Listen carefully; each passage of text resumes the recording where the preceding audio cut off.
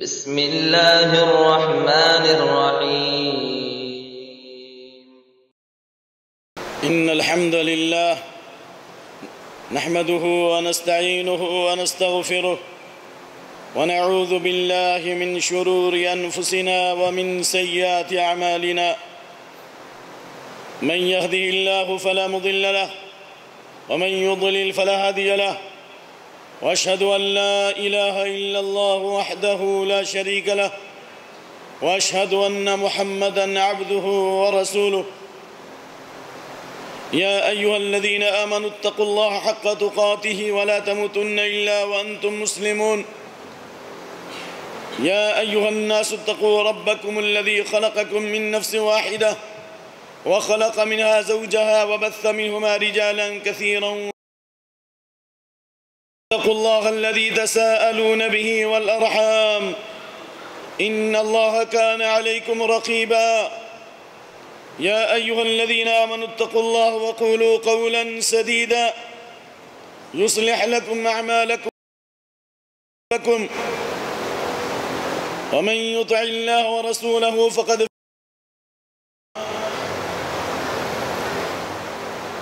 أما بعد، فإن خير الحديث كتاب الله، وخير الهدي هدي محمد صلى الله عليه وسلم، وشر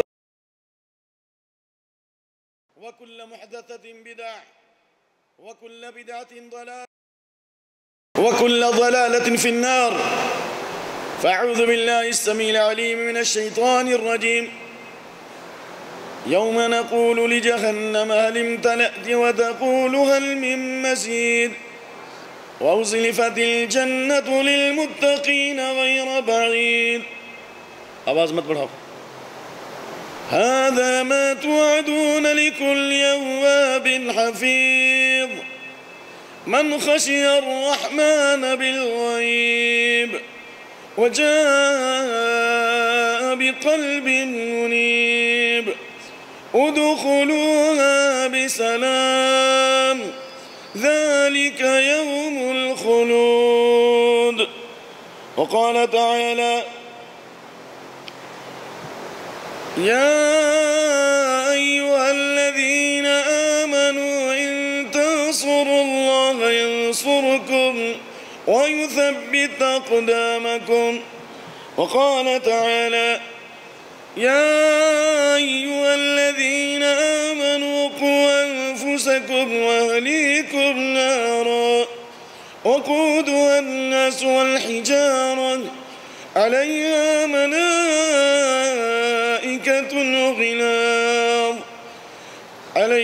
ملائكة غلاظ شداد لا يعصون الله ما أمرهم ويفعلون ما يؤمرون. رب اشرح لي صدري ويسر لي أمري واحلل عقدة من لساني يفقهوا قولي رب زدني علما. اللہ عز و جل کی توفیق سے خطبہ مسنونہ کے بعد ایک عنوان اور موضوع سے متعلق متعدد آیات کریمہ کی تلاوت کی گئی ہے، جن کا خلاصہ یہ ہے کہ موجودہ ماحول میں ہم اپنے دین اور ایمان کی کیسے حفاظت کریں.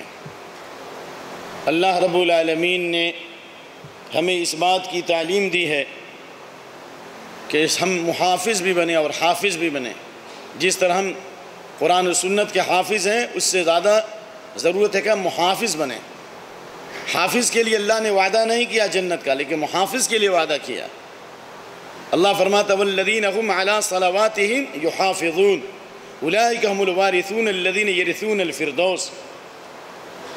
وہ لوگ جو اپنی نمازوں کی حفاظت کرتے ہیں، یعنی علی مواقیتها ورکوعها وسجودها وخشوعها،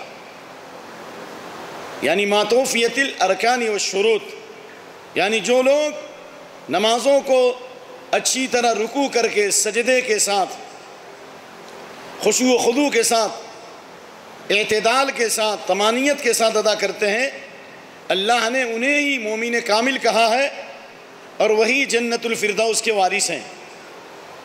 اس لیے اللہ نے جنت کا وعدہ کیا ہے محافظ کے لیے، جو دین کا محافظ ہو، جو ایمان کا محافظ ہو، جو اپنے اعمال کی حفاظت کرتا ہو، جو نگاہوں کی حفاظت کرتا ہو، جو زبان کی حفاظت کرتا ہو، جو شرمگاہ کی حفاظت کرتا ہو. اللہ نے فرمایا ھذا ما توعدون لکل اواب حفیظ، یہ وعدہ کیا گیا ہے تم سے جنت کا، لیکن ہر اس آدمی کے لیے جو اواب ہے، اے رجاع، یعنی ینیب الی اللہ سبحانہ وتعالی لیل نہار کل وقت یتضرع الی اللہ، یعنی ہر وقت اللہ تعالیٰ کی طرف رجوع ہوتا ہے، عاجزی انکساری اختیار کرتا ہے، حفیظ ہے، وہ حفاظت کرتا ہے، اپنی ایمان کی حفاظت کرتا ہے۔ اور ایمان کی حفاظت کے لیے ضروری ہے کہ اللہ نے جو 4 باتیں سورہ عصر میں بتائی ہیں ان پر عمل کریں، کیونکہ اللہ نے زمانے کی قسم کھا کے کہا ہے ہمارے لیے اللہ کے علاوہ کسی اور کی قسم کھانا جائز نہیں ہے، یہ کفر اور شرک میں داخل ہے، لیکن اللہ خالق ہے، اللہ اپنے مخلوق میں سے جس کی چاہے قسم کھائے۔ اللہ نے زمانے کی قسم کھا کے کہا کہ دنیا کے سارے انسان خسارے میں ہیں، گھاٹے میں ہیں، نقصان میں ہیں، تکلیف میں ہیں، مشقت میں ہیں، بدبختی میں ہیں، شقاوت میں ہیں، الجھن میں ہیں، ٹینشن میں ہیں۔ سب تفسیر میں یہ سارے معنی موجود ہیں، سلفی تفاسیر میں۔ 4 چیزوں کے بغیر نہ ہمارا ایمان محفوظ ہو سکتا، نہ ہمارا دین محفوظ ہو سکتا، نہ ہماری شریعت محفوظ ہو سکتی، نہ ہمارا ملک محفوظ ہو سکتا، نہ ہم دنیا میں امن قائم کر سکتے، نہ ہم دوسری قوموں کے اوپر غالب ہو سکتے، اور نہ اللہ ہماری مدد کرے گا، اور نہ ہماری تجارت کامیاب ہوگی، اور نہ ہم موت کی تکلیف سے بچ سکتے، نہ قبر کی ہولناکی سے بچ سکتے، اور نہ قیامت کی ہولناکی سے بچ سکتے۔ پہلے ایمان پہ محنت کرو کہ صحابہ نے ایمان بنایا کیسے۔ جو صحابہ کا جو عقیدہ اور منہج تھا، تعلمنا الایمان ثم تعلمنا القرآن فازددنا ایمانا، ہم نے پہلے ایمان سیکھا، اور ایمان کے لیے صحابہ کرام نے ایمان کے بڑھانے والے اعمال، نیکی سے ایمان بڑھتا ہے اور گناہ سے ایمان گھٹتا ہے۔ تب صحابہ نے قرآن سیکھا، انہیں فائدہ ہوا۔ ہمیں دنیا کی ساری چیزیں معلوم، لیکن اب تک ایمان کی تعریف نہیں معلوم۔ بغیر ایمان کے دنیا میں امن نہیں آ سکتا، اور مومن کا معنی ایمان لانے والا، اور مومن کا معنی امن قائم کرنے والا۔ ایمان کے ذریعے ہی امن آئے گا۔ الذین آمنوا ولم یلبسوا ایمانہم بظلم اولئک لہم الامن وہم مہتدون، جو لوگ ایمان لائے اور جنہوں نے اپنے ایمان کو ظلم سے نہ ملایا، یعنی جنہوں نے ایمان کو سمجھا کہ ایمان یہ کھانے اور پینے کا نام نہیں ہے، لیس الایمان بالتمنی ولا بالتحلی ولکن ما وقر فی القلب وصدقہ العمل، ایمان تمناؤں کا نام نہیں ہے، آرزوؤں کا نام نہیں ہے، لباس اور پوشاک کا نام نہیں ہے، فنکشن ہال کی دعوت کا نام ایمان نہیں ہے۔ ایمان یہ ہے کہ اللہ اور اس کے رسول کی باتیں دل میں جاگزی ہو جائیں، یقین کامل ہو جائے، کے ذریعے سے اس کو زبان سے اقرار کرنا، دل سے یقین کرنا۔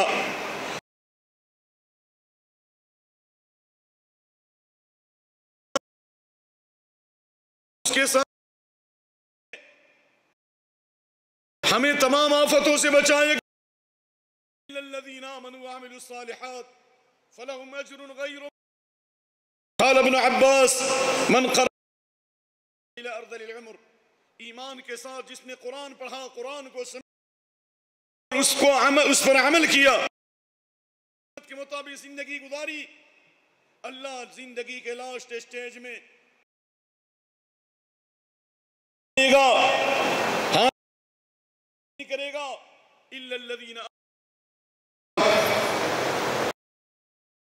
بنانے کے لیے ضروری ہے کہ میں ایمان سیکھیں، آس کے سانچے میں ڈھالیں اور طرف دعوت دیں، قرآن و سنت کی طرف لوگوں کو۔ امن نہیں قائم ہو سکتا ہے۔ اس لیے ایک فلسفی نے کہا کہ اگر دنیا میں امن قائم کرنا ہے تو محمد صلی اللہ علیہ وسلم پر جو قرآن نازل ہوا اور آپ کی سیرت کو پھیلا دو، پوری دنیا میں امن آئے گا، کیونکہ اللہ نے فرمایا وَكُنْتُم مِّنَ النَّارِ فَأَنْقَذَكُم مِّنْهَا، نعرے تھے۔ اللہ نے اسی ایمان کی برکت سے، نبی صلی اللہ علیہ وسلم کی صحبت اور سیرت سے لیا، اللہ اپنی کہ تم ہدایت پا سکو۔ خلاصہ کلام یہ ہے عمل ضروری ہے، اور عمل صالح جس طرح اللہ کا حق ادا کرے، بندوں کے حقوق بھی ادا کرے، بندوں پہ ظلم نہ کرے۔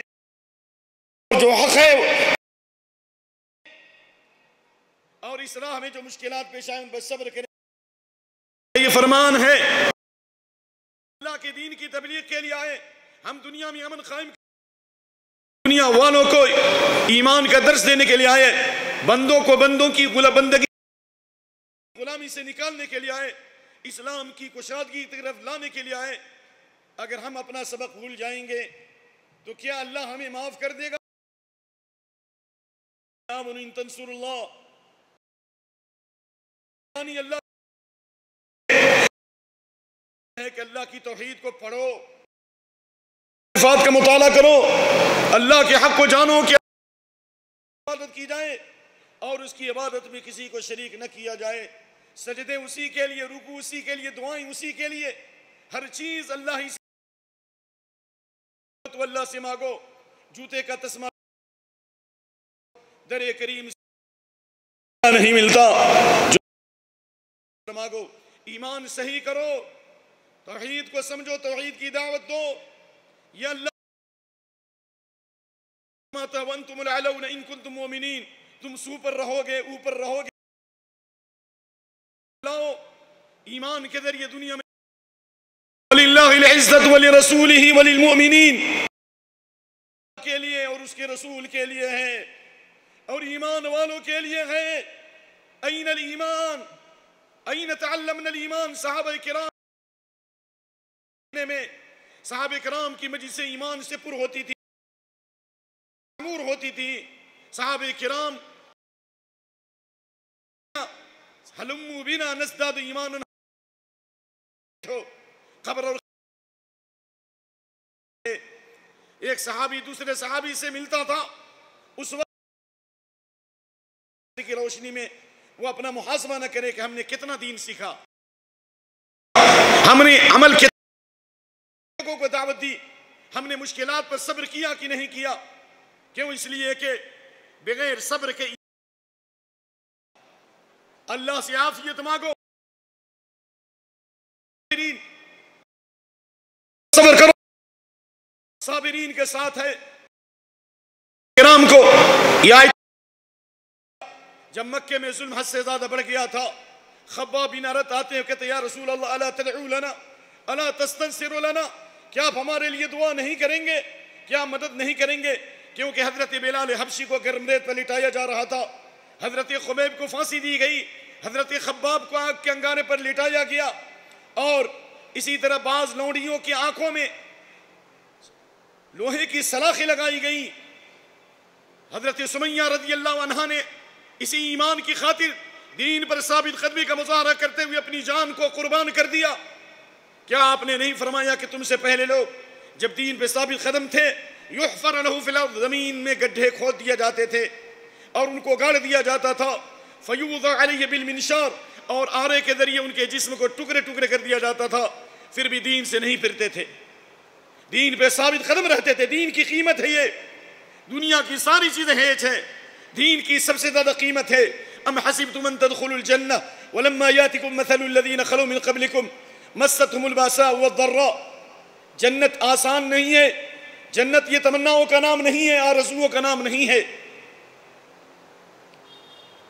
بلکہ اللہ نے فرمایا مستهم الباساء والضراء, جان کی تکلیف اور مالوں کی تکلیف نے انہیں آ گھیرا, جھنجھوڑ دیے گئے, دشمن ان پہ غالب آ گئے, یہاں تک کہ رسول بھی اور ایمان والے کہہ اٹھے کہ اللہ کی مدد کب آئے گی. کیا اللہ کی مدد نہیں آئی؟ لہذا دین پر ثابت قدمی ضروری ہے. صبر بھی کریں, صبر کی تلقین بھی کریں.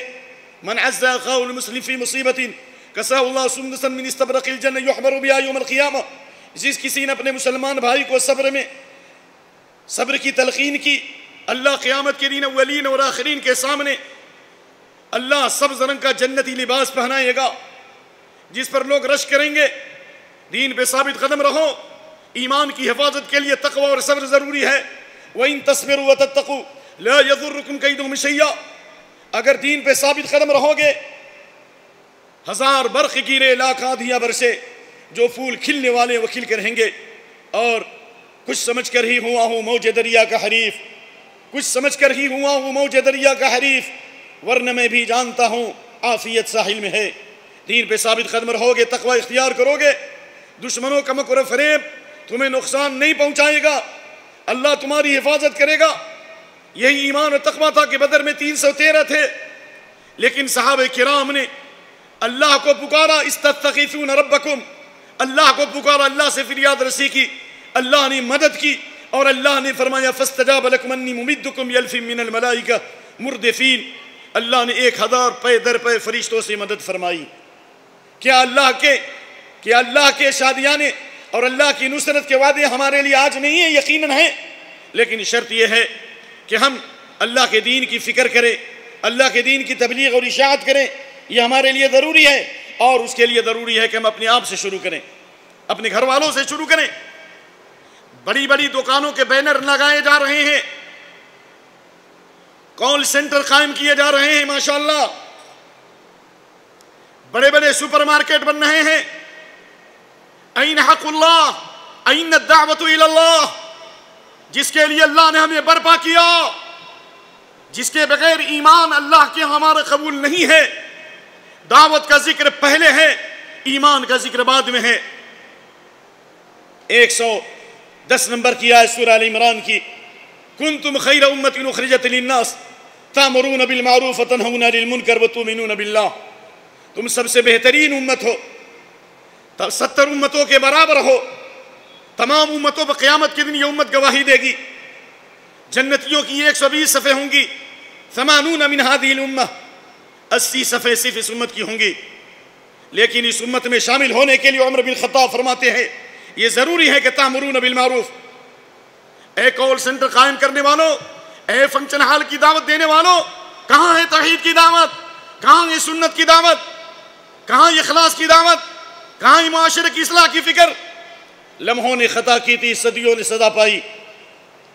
لہذا اس بات کو یاد رکھیے، اللہ نے فرمایا وَتُؤْمِنُونَ بِاللَّهِ، تم بھلائی کا حکم دیتے ہو، برائی سے روکتے ہو، اور اللہ پر ایمان لاتے ہو۔ ایمان کا ذکر بعد میں، دعوت کا ذکر پہلے۔ کیا مطلب ہوگا؟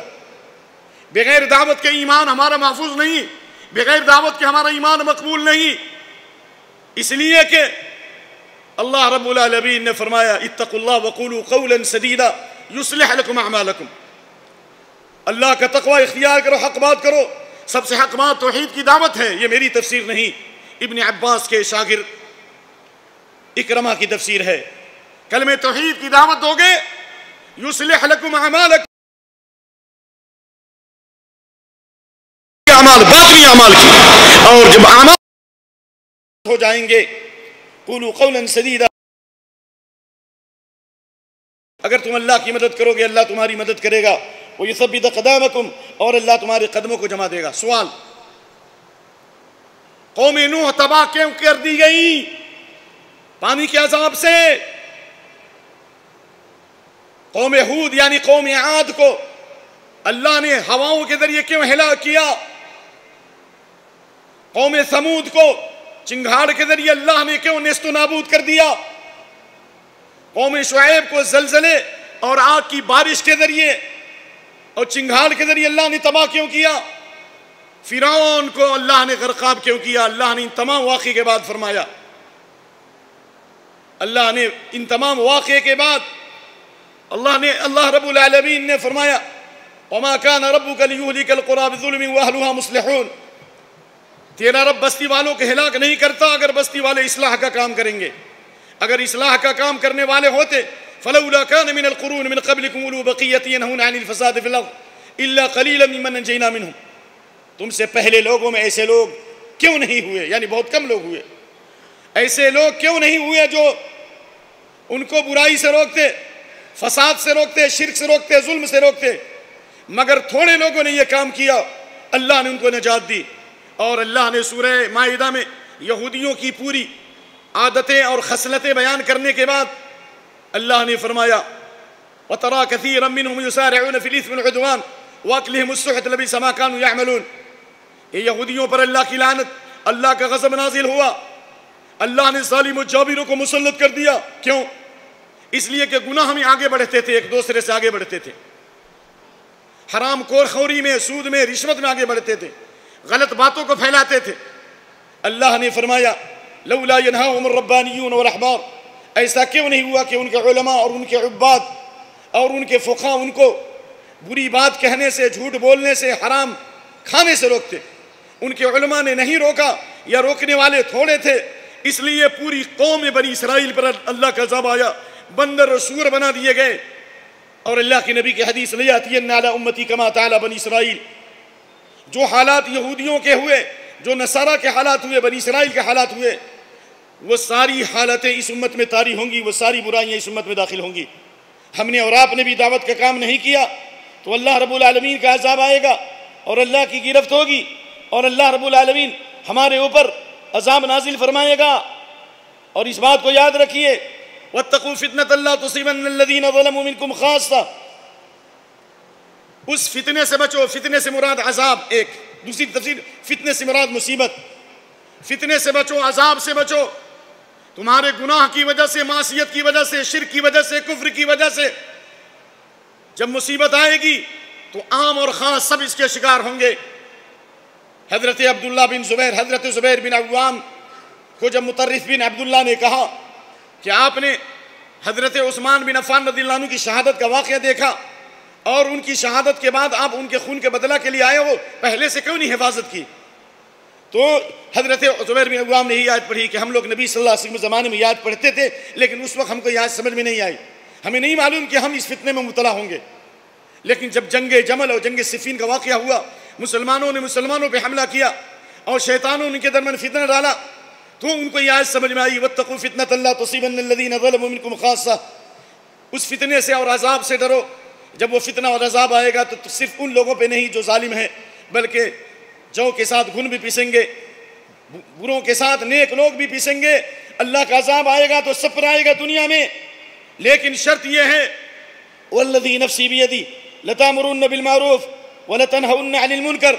ضرور بھی ضرور بھلائی کا حکم دو، برائی سے روکو، ورنہ تم دعا کرو گے اور اللہ عذاب نازل کرے گا، آسمانی عذاب، زمینی عذاب، قوموں کا اختلاف، جماعتوں کا اختلاف، آپسی تصادم، اور تم دعائیں کرو گے، دعائیں قبول نہیں ہوگی.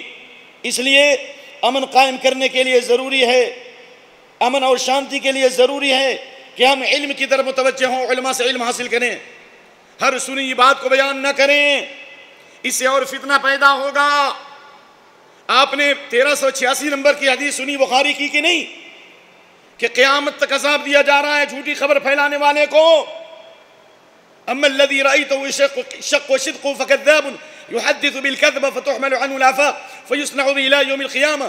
جو غلط خبریں پھیلاتا تھا، جھوٹی خبریں پھیلاتا تھا، جھوٹی باتیں پھیلاتا تھا، اس کے جبڑے کو پھاڑا جا رہا ہے گدی تک. یہ عذاب اسے قیامت تک دیا جائے گا. اور آخری زمانے میں جو جنگیں اور لڑائیاں ہوتی ہیں اس کی سب سے بڑی وجہ جھوٹی خبروں کی اشاعت ہے.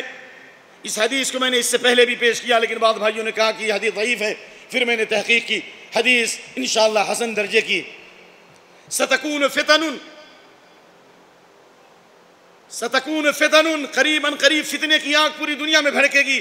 تستنزف العرب، پورا عرب اس آگ کے اندر جل رہا ہوگا.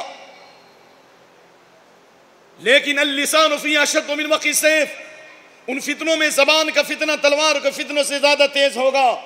زبان کے فتنوں سے فتنے زیادہ پھیلیں گے.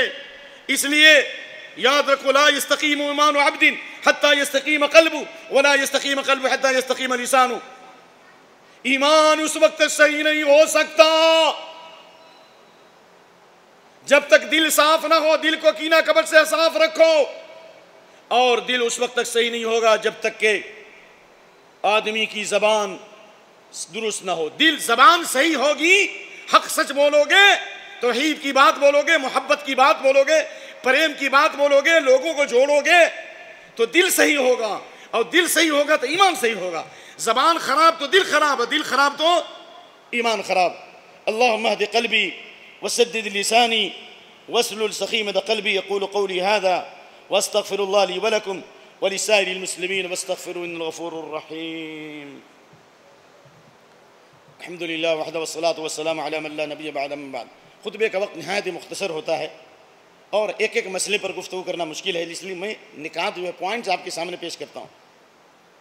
ایمان کی حفاظت کے لیے ضروری ہے کہ ہم علماء کبار سے علم حاصل کریں، زید بکر کے پیچھے نہ جائیں، قدر سب کی کریں گے.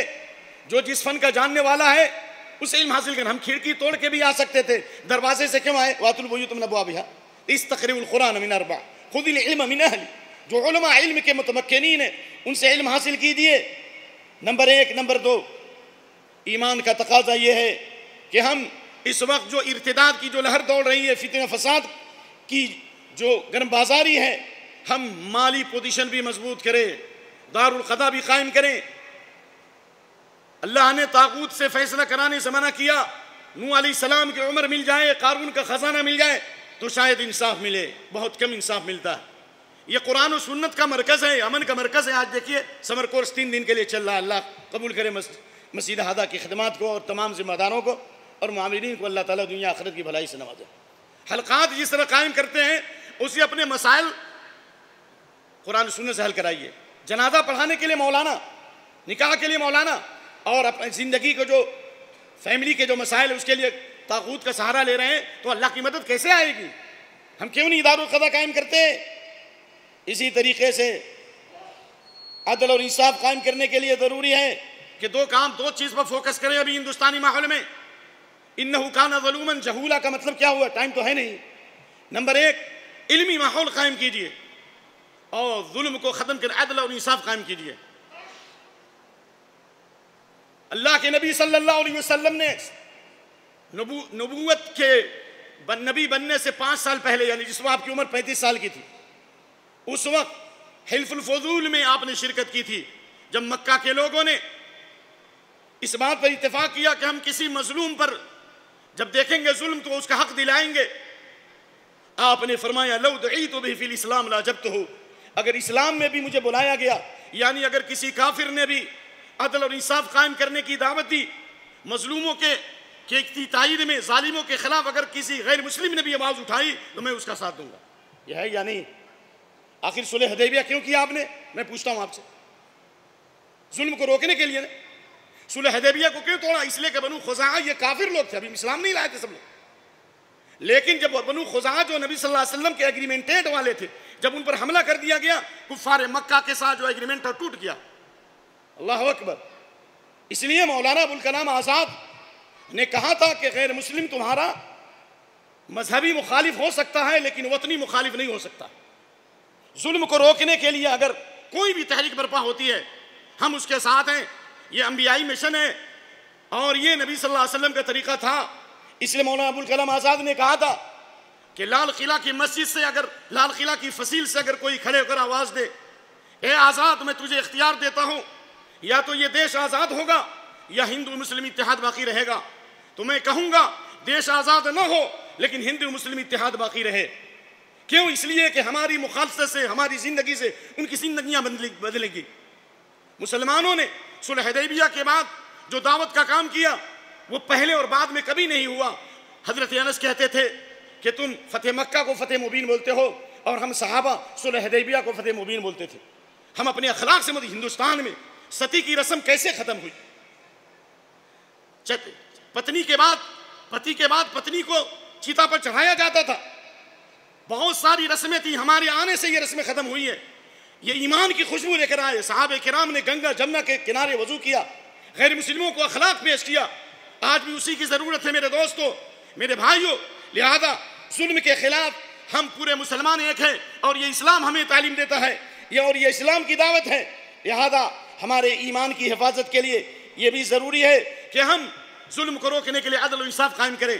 زمینوں پہ قبضے اگر جن کے بھی ہیں اور جن لوگوں نے بھی دوسری کی زمینوں پہ قبضہ کے حق دلائیں, ہم اس کے لیے تحریک قائم کریں. اور آج بھی میں کہتا ہوں, مجھے نہیں معلوم کہ آئندہ خطبہ مجھے نصیب ہوگا یا نہیں ہوگا, لیکن میں یہ کہتا ہوں ٹی پی عرفنگ نے کہا تھا مجھے 40 ایسے نوجوان دو کہ جو زبان و بیان سے واقف ہوں, علم و عمل کے زیور سے آراستہ ہوں. میں یہ وعدہ کرتا ہوں کہ یورپ امریکہ کو مسلمان بنا کر تمہارے قدموں پر ڈال دوں گا. ماہنامہ اعتدال عمر آباد, یہ اس کا مقدمہ تھا, اداریہ تھا. میں کہتا ہوں کہ 3 سال میں ایک آدمی بھی ہمیں نہیں ملا جو اس بات کے لیے تیار ہو کہ ہم قریہ قریہ بستی بستی دین کی دعوت دیں گے, توحید کی دعوت دیں گے. شرک پھیلنا, کفر پھیلنا, ظلم پھیلنا ہے, کوئی روکنے والا نہیں. اللہ کا عذاب نہیں آئے گا. ہم جانوروں سے بھی بدتر ہو چکے ہیں. یہ خنزیر, یہ کتے بدترین مخلوق شمار کیے جاتے ہیں, لیکن وہ بھی رات میں چیخ و پکار نہیں کرتے. وہ بھی آرام کرتے ہیں. ہماری حالت ہے کہ ہم راتوں کو جگتے ہیں اور صبح کے وقت سوتے ہیں. لہذا اپنے نظام کو بدلیں, اپنے حالات کو بدلیں اور اپنی زبانوں کی حفاظت کریں. اللہ رب العالمین ہمارے حالات کو درست فرمائے, ہمارے اعمال کو صحیح فرمائے اور ہمیں حلقات قائم کرنے کی توفیق دے. اور خاص طور سے اس ماحول میں ضروری ہے کہ ہم مساجد میں زیادہ وقت گزاریں. دعاؤں کی ضرورت ہے. تیری بگڑی ہوئی تقدیر سمجھ سکتی ہے, رات پیمان خورشید میں ڈھل سکتی ہے, مگر اے دوست تجھے خود کو بدلنا ہوگا, پا رہنے رہے پرخار پہ چلنا ہوگا. میں نے اس سے پہلے بھی حوالہ دیا تھا اور آج بھی مختصر 88 نمبر کی آیت سورہ یونس. جب فرعون کا ظلم حد سے زیادہ بڑھ گیا اور نماز پہ پابندی لگ گئی تو اللہ نے حکم دیا کہ اپنے گھروں کو مسجد بناؤ. جب موسیٰ اور ہارون علیہ السلام نے پوری جماعت کے ساتھ گھر میں نماز پڑھی اور دعا کی, اللہ نے مدد کی, فرعون کے ظلم سے نجات دی. تو آج بھی اللہ ہمارے ملک کو ظالموں کے ظلم سے بچائے گا اور اللہ ہمیں فتح عطا فرمائے گا. اور کوئی بھی دشمن ہماری طرف آنکھیں دکھلائے گا اللہ اسے ذلیل و خوار کر دے گا. لیکن ان اللہ کے گھروں سے جڑ کر کے رہو, حلقات کا اہتمام کرو, توبہ اور استغفار کرو. اور خاص طور سے مساجد کے اندر جو لوگ حلقات قائم کرتے ہیں, جو دروس قائم کرتے ہیں, میں نہیں بولتا ہوں, امام ابن کثیر نے نقل کیا ہے سلف کا قول, جب کسی بستی پر اللہ عذاب نازل کرنا چاہتا ہے, مسجد والوں کی عاجزی کو اور انکساری کو, ان کی دعا کو, ان کی گری وزاری کو دیکھتا ہے, ان کے حلقات کو دیکھتا ہے, ان کے دروس کو دیکھتا ہے, ان کے خلوص کو دیکھتا ہے, اللہ ان کی دعاؤں کی وجہ سے اللہ امت کے عذاب کو دور کر دیتا ہے. یہ کتے بلک رہے ہیں, ان کو کوئی روٹی دینے والا نہیں, ان کو کوئی ہڈی دینے والا نہیں. آپ کھانے پہ کھانے کھا رہے ہو, ایک کتے کو پانی پلانے کی وجہ سے جب ایک زانیہ کی بخشش ہو سکتی ہے, ہم اس طرح کی تحریک کیوں نہیں برپا کرتے کہ ہم مخلوق کے ساتھ بھلائی کریں. میں نے میسور میں دیکھا فجر کی نماز کے بعد ایک غیر مسلم کو کہ پانی دودھ کا کنٹر لیے ہوا ہے اور برتن بنے ہوئے ہیں اور ایک طرف سے کتوں کو وہ دودھ پلا رہا ہے. واللہ العظیم میں نے دیکھا. ہماری خوبیاں ان میں چلی گئی, ان کی برائیاں ہم میں آ گئی. کیا ہمارے لیے وقت نہیں ہے کہ ہم پلیٹ فارموں پر جا کر کے لوگوں کو پانی پلائیں, ہم کتابیں تقسیم کریں, ہم بھوکوں کو کھانا کھلائیں, ہم مریضوں کا علاج کریں؟ کیا آسمان سے فرشتے آئیں گے؟ کیا قبر سے مردے آئیں گے؟ ہم نے کچھ نہیں کیا اور چاہتے ہیں کہ من و سلوہ نازل ہو. من و سلوہ تو آنے والا نہیں ہے. لہذا لمحوں نے خطا کی تھی, صدیوں نے سزا پائی. میں دعا کرتا ہوں کہ میں نے جو کہا ہے اور جو میرے کہنے کا مقصد ہے اللہ تعالیٰ آپ کو سمجھا دے. سبحانک اللہم بحمدک واشہد ان لا الہ الا انت واستغفرک واتوب الیک. اللہم انصر دینک وکتابک وسنت نبیک وعبادک المؤمنین. سبحان ربک رب العزة عما یصفون وسلام علی المرسلین والحمد